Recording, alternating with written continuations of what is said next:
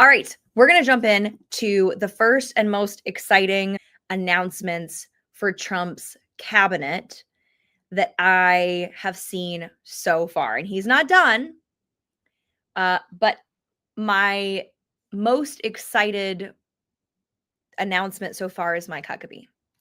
My parents and I have been following Mike Huckabee for a while.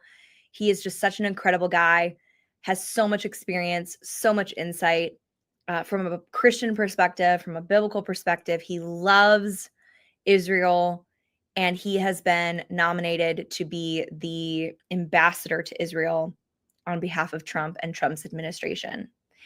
And that is pretty exciting. So there was an official announcement, and let me pull this up so that you guys can see this. This is Trump's announcement, at least a section of it. I'm pleased to announce that the highly respected former governor of Arkansas, Mike Huckabee, has been nominated to be the United States ambassador to Israel. Mike has been a great public servant, governor, and leader in faith for many years. He loves Israel and the people of Israel, and likewise, the people of Israel love him. Mike will work tirelessly to bring about peace in the Middle East. And it's so great because Mike's response is, man, I wish I had pulled up the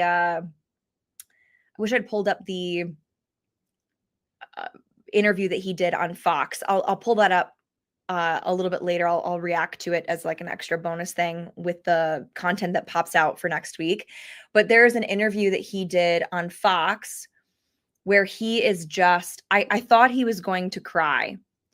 It was so sweet. I thought he was going to cry. He's obviously very honored to have this position in Trump's administration.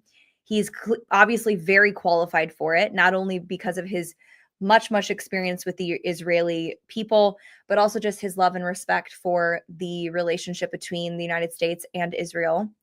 I'm excited about him coming from a biblical perspective, and I think that he's going to be an incredible addition to the Trump cabinet. I wanted to play a video of Mike Huckabee's daughter, Sarah Huckabee Sanders. She is the now governor of Arkansas, while her father was the former governor of Arkansas, and she is so proud of her dad.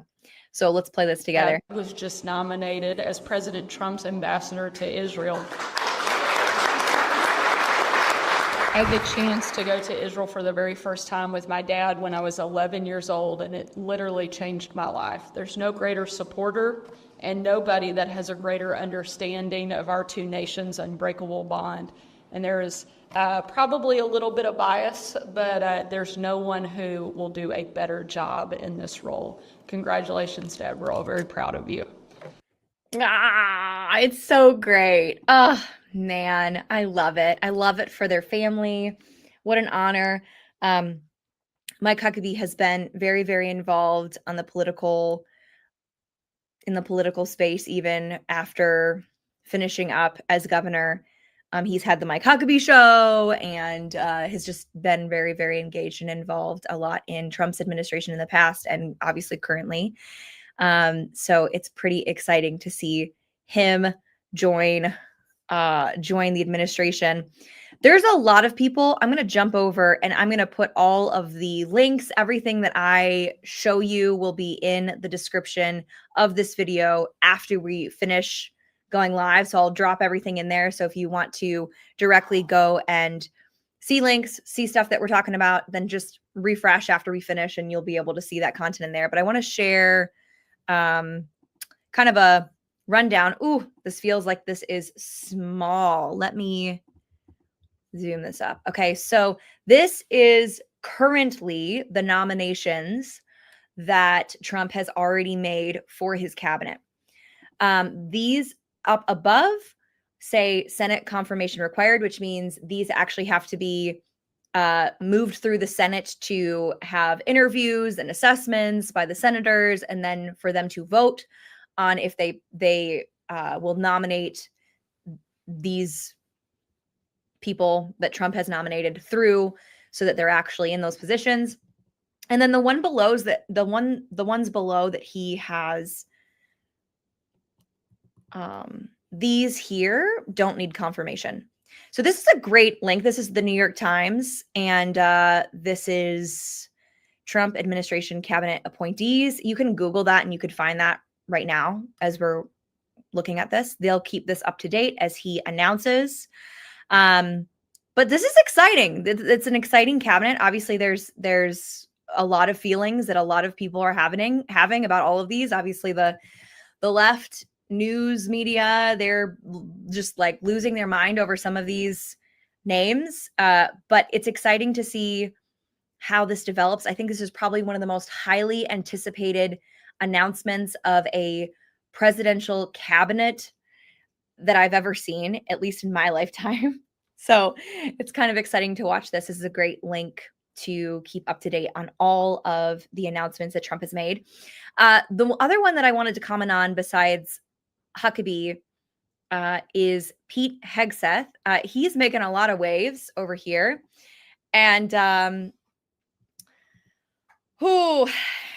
people are losing their mind. People are losing their mind about Pete because he is a Fox, or was formerly a Fox News host, and they're like, "What does he have qualifications for to be nominated?" This is another great link. I'll make sure to again put these in the description.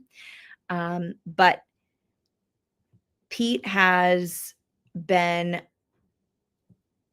nominated for oh goodness, now I'm like spacing on what in the world he's even been nominated for. I can't believe I missed it. Oh, it should be here, and it should be in here somewhere.